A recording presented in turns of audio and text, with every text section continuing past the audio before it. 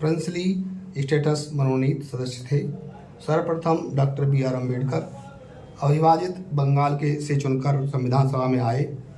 15 अगस्त 1947 को देश स्वतंत्र हुआ और बंगाल का भी विभाजन हुआ। इसलिए बाबा साहब को का निर्वाचन क्षेत्र भी पूरी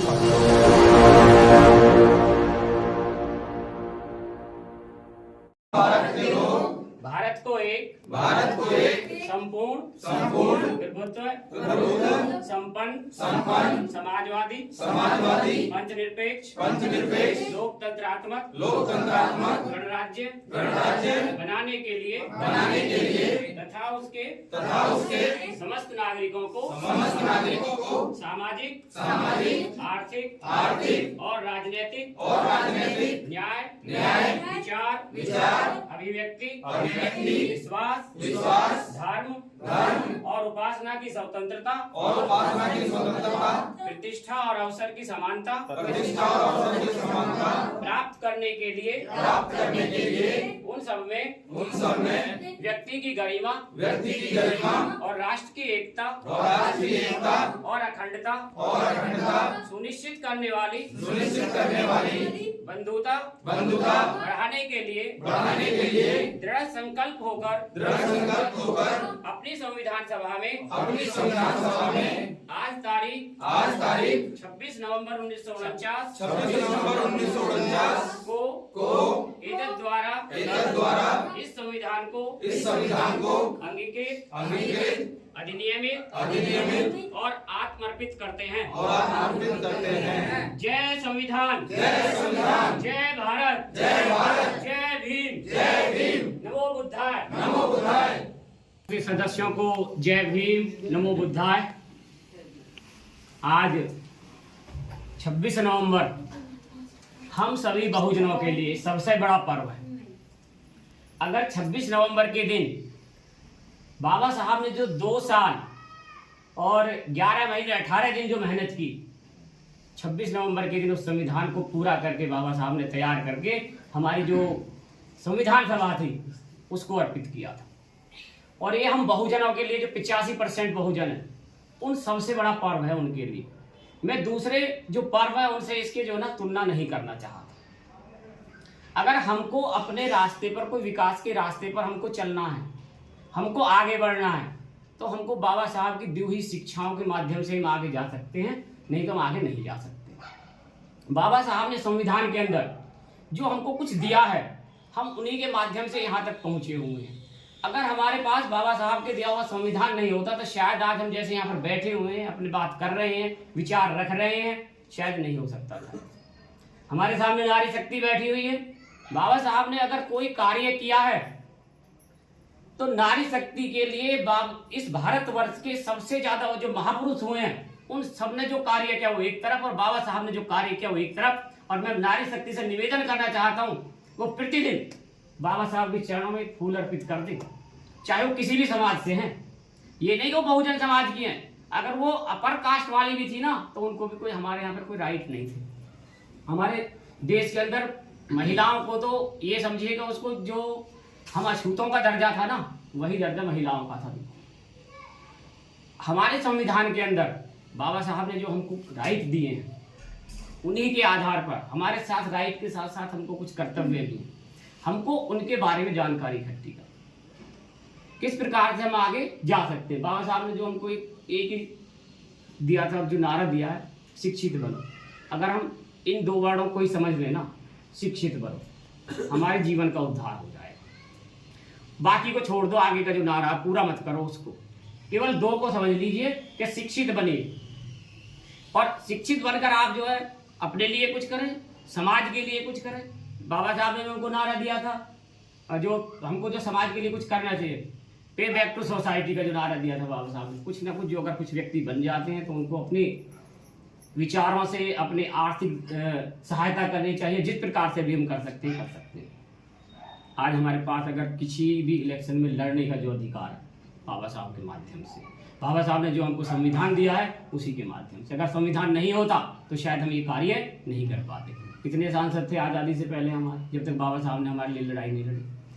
बाबा साहब ने जो देश का नाम दिया था, भारत और इंडिया इसको दिलाने में 17 दिन लग गए थे। बाबा साहब ने 17 दिन तक उन लोगों को समझाया था कि भारत और इंडिया, उन्होंने नाम समझाए कि आर्य व्रत देना चाहिए, इसको ये व्रत देना चाहिए, इसको ये नाम देना चाहिए। इसको बाबा साहब ने कहा कि ये नहीं दिया जाए, अगर ये ऐसा हुआ तो हमारे भविष्य के लिए खराब होगा। हमको सिर्फ इसके 2 ही नाम है, भारत, बाबा साहब ने दिया भारत, लोग और हट गए तो इंडिया। तो बाबा साहब ने कहा भारत और इंडिया दोनों एक ही जाने जाएंगे, और हमारे जो आज के समय में दोनों एक ही जाने जाते हैं। आज के समय में आप परिस्थिति देख रहे हैं, नाम बदलने की परिस्थिति शुरू हो गई। कौन कर रहे हैं? जिनको कुछ पता ही नहीं है क्या करना, किसके बारे में बात कर रहे हैं? एक वर्ग विशेष के बारे में बात करें, पूरे भारत के बारे में बात नहीं कर रहे, वो एक वर्ग विशेष के बारे में बात कर रहे हैं कि हमारा क्या होना चाहिए, राष्ट्र का नाम बदल देना चाहिए और हिंदू राष्ट्र कर देना चाहिए। हिंदू राष्ट्र में अगर हो जाता है तो देख लीजिए हमारी क्या व्यवस्था होगी।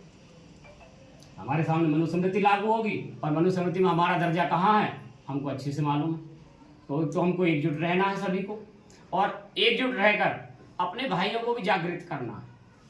जो कुछ लोग हमारे विचारों से सहमत हैं, असहमत हैं, उनको भी अपने साथ लेकर आना। और हमेशा कोई ना कोई, जब भी बाबा साहब के नाम पर, अपने बौद्ध भगवान बुद्ध के नाम पर अगर कोई भी कार्यक्रम होता है, आप जितना समय दे सकते हैं, जहाँ दे सकते हैं, जरूर दीजिए। और जो भी लोग उसको आगे बढ़ाने का कार्य कर रहे हैं, उनको सहयोग जरूर दीजिए। आज मैं इन्हीं के साथ अपने विचार जो यहाँ पर ख़त्म करता हूँ, और आप सभी को जय भीम, नमो बुद्धाय। आपने बहुत अच्छे से सुना, और अंत में दीपक जी के लिए मैं कहूँगा कि उन्होंने जो आज ये सभा यहाँ पर रखी है, उनके लिए बहुत बहुत साधुवाद, बहुत बहुत धन्यवाद। भारत स्वतंत्र होने से पूर्व 2 सितंबर 1946 को अंतरिम सरकार का गठन किया, जिसके प्रधानमंत्री जवाहरलाल नेहरू जी थे। बाबा साहब डॉक्टर भीमराव अम्बेडकर ने सरकार में कानून मंत्री का पद संभाला। लॉर्ड माउंटबेटन की योजना के अनुसार संविधान निर्माण सभा का गठन हुआ। संविधान सभा सदस्यों का चुनाव प्रादेशिक विधानसभाओं द्वारा हुआ। प्रिंसली स्टेटस मनोनीत सदस्य थे। सर्वप्रथम डॉक्टर BR अम्बेडकर अविभाजित बंगाल से चुनकर संविधान सभा में आए। 15 अगस्त 1947 को देश स्वतंत्र हुआ और बंगाल का भी विभाजन हुआ। चलिए, बाबा साहब को का निर्वाचन क्षेत्र भी पूर्वी पाकिस्तान चला गया और बाबा साहब की सदस्यता चली गई। फिर उनको बम्बई प्रादेशिक विधानसभा से चुना गया। देश की सेवा करने के का स्वर्णिम अवसर मिला। 29 अगस्त 1947 में संविधान सभा ने संविधान मसौदा समिति का गठन किया गया। इसके अध्यक्ष बाबा साहब डॉक्टर भीमराव अम्बेडकर को चुना गया। मसौदा समिति ने मसौदा तैयार किया और संविधान सभा चर्चा के लिए 21 फरवरी 1948 को संविधान सभा के अध्यक्ष डॉक्टर राजेंद्र प्रसाद को सौंप दिया। संविधान 2 वर्ष 11 महीने 18 दिन बनकर तैयार हुआ। संविधान सभा में विस्तृत चर्चा करके 26 नवंबर 1949 को संविधान को स्वीकृति प्रदान की गई। 28 अगस्त 1947 को संविधान मसौदा समिति में कुल 7 सदस्य थे, जिनमें डॉक्टर BR अम्बेडकर अध्यक्ष थे, माननीय अल्लादी कृष्ण स्वामी अय्यर, माननीय N गोपाल स्वामी अय्यर, और चौथे हैं डॉक्टर KM मुंशी, 5वें माननीय सैयद मोहम्मद सैदुल्ला, माननीय BL मित्तर और माननीय DP खेतान। इनमें से एक ने त्यागपत्र दे दिया उसी का तुरंत, और उसके स्थान पर अन्य सदस्य रखे गए। एक का देहांत हो गया। एक सदस्य राजकार्य में लगे हुए थे। एक अमेरिका में थे। 2 व्यक्ति दिल्ली से दूर थे। अंत में संविधान मसौदा बनाने का काम केवल अकेले डॉक्टर BR अम्बेडकर जी पे आ गया, और उन्होंने अपने मेहनत करके 2 वर्ष 11 महीने 18 दिन में संविधान तैयार किया, इस कार्य को पूरा किया। और तब हमारा संविधान जो है 26 जनवरी 1950 को लागू किया गया। जब अगर बाबा साहब संविधान में नहीं लिखते तो हम लोग यहाँ पर नहीं खड़े होते। जय भीम। संविधान की वजह से ही हैं, बोल पा रहे हैं, नौकरी मिली हमें संविधान की वजह से ही, आरक्षण की वजह से ही। अदरवाइज इससे पहले आरक्षण नहीं था तो हम लोग कहाँ पर थे? नौकरियां नहीं थी पहले और कोई अधिकार भी नहीं थे। तो संविधान की वजह से जो भी बहुजन जो लोग हैं वो कम से कम एक स्टैंड पे आए। क्या नाम है, जो कॉन्सेप्ट ये था कि हाँ आरक्षण का, कि एक जो प्रताड़ित या शोषित वर्ग है जो कि 85% जो संख्या का है, वो कम से कम एक समुचित अपना विकास करे। ये था मतलब उनका उद्देश्य जो मैं जानता हूँ। तो बाकी हम लोग बीच बीच में काफ़ी मतलब प्रोग्राम करते रहते हैं कि संविधान दिवस पे या और भी जो अपने महापुरुष हैं उनकी जयंतियाँ और उनको याद करते हैं इसी बहाने। ये भी बहुत आवश्यक है क्योंकि इसी बहाने इसी कारण से हम लोग इकट्ठा होते हैं और उनको याद करते हैं और उनके जो विचार हैं उनको याद करते हैं। तो मेरा जो विचार है ये हर जगह होना चाहिए, क्योंकि इसमें सिर्फ कैटेगरी के लोगों का ही नहीं, आरक्षण प्राप्त लोगों का ही नहीं, ये पूरे समाज का और पूरे देश के लिए ज़रूरी है कि अपने जो देश के महापुरुषों हैं जो कभी कभार लोग कोई याद करते हैं, तो वो हर गली मोहल्ले या जो पब्लिक इंस्टीट्यूशन है या प्राइवेट है, हर जगह इनको याद करना चाहिए। और बाबा साहब का तो अब विचार अभी लोगों को पता ही नहीं है। आजकल की जो नई जनरेशन है उनको पता नहीं क्यों ऐसा गलती तो आप कह सकते हैं कि हमारी है कि हमने उनको विचार दिए ही नहीं।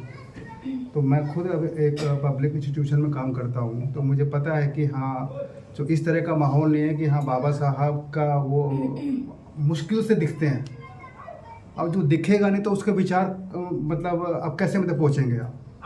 तो ये हमारी नैतिक जिम्मेदारी बनती है कि हम अपनी जो नई जो जनरेशन है उनको बताएं कि संविधान का जो रचयिता और उससे बड़ा उनका संघर्ष है काफ़ी गानों में, कैसे उन्होंने काफ़ी मेहनत की, वो काफ़ी शोषित हुए और काफ़ी प्रताड़ना मिली, उसके बावजूद भी उन्होंने शिक्षा ग्रहण की, बाहर गए और फिर चाहते तो वो अपना वही सेटल हो गए होते, जैसे सब आदमी सोचते हैं कि हाँ ये पैसे हैं, नौकरी है, अच्छा खासा हो जाता है, मगर वो हमारे लिए ही आए और वो सोच के आए कि हमारे जो समाज है वो अगर इस तरह से दुखी है या शोषित है तो अब मैं क्या कहूँ, बल्कि उन्होंने अपना सेक्रीफाइस भी किया, पूरा परिवार क्या नाम है वो काफ़ी दिक्कतें उन्होंने झेली। और अब ये मैं भी एक विचार में शेयर करता हूँ आपसे कि हम दूसरों को ही ब्लेम करते रहते हैं कि वो ये कर रहा है, वो वैसा कह रहा है, वो उसने ये कर दिया। तो हम लोग जो मैं सोचता हूँ कि हम उन पर क्यों ध्यान दें। हमारे पास तो काफ़ी चीज़ें, हम बुद्ध को क्यों नहीं क्या बुद्ध के विचारों को क्यों नहीं आगे बढ़ाते हैं, बाबा साहब के क्यों नहीं करते विचारों के बारे में, और सावित्रीबाई फूले, ज्योतिबा फूले और भी हमारे ऐसे महापुरुष हैं। हमें क्या लेना देना कि हाँ वो गलत, वो ऐसा बोल रहा है, वो वैसा बोल रहा है या पाखंड है, जो भी है। तो हमें तो यही है कि हमारे महापुरुष बहुत हैं, उनके विचारों को पढ़िए और फैलाइए। और ये जो संगति है, पिछली बार भी दीपक जी ने ही संगति में तो बुलाई थी, मुझे याद है, मगर ये संगति हर महीने ही होनी चाहिए। जहाँ हर महीने का शेड्यूल बनेगा तो अपने लाइक माइंडेड लोग आएंगे, कल को जो अभी नहीं अभी आ पाए हैं वो भी आएंगे। तो मेरा तो यही विचार है कि आप लोग हर महीने कुछ ना कुछ शेड्यूल बनाइए, अपने महापुरुषों को याद करिए, या वक्ता उसमें आते हैं। जैसे मैं तो ये समझता हूँ कि हर जो अपना समाज का है, हर किसी को बोलना चाहिए। इवन कोई कहता है कि हेजिटेट, मुझे लग रहा है मुझे ज़्यादा हेजिटेशन हो रही है, वर्ड पूरे तरीके से निकल नहीं पा रहे, क्योंकि मेरा वैसा मतलब प्रोफेशनल नहीं है कि हाँ मैं वो अच्छे से उतना, मगर ये है कि जो भी है मैं बोल पा रहा हूँ। तो इवन जो महिलाएं हैं, पुरुष हैं, वो भी आएँ, चाहे एक लाइन बोल दें, स्टेज पे आगे बोल दें, बस क्या इतना भी बहुत काफ़ी है क्या पहली बार के लिए। तो मैं अपनी वाणी को विराम देता हूँ और मेरा यही है लास्ट मैसेज कि आप अपने जितने भी महापुरुष हैं, साल में कहीं हर किसी की जयंती या उनको याद करने का मौका मिलता है, वो ज़रूर करिए, चाहे 4-5 लोग क्यों ना हो, आप ज़रूर करिए उसको, और महीने में एक बार संगति ज़रूर करिए। धन्यवाद।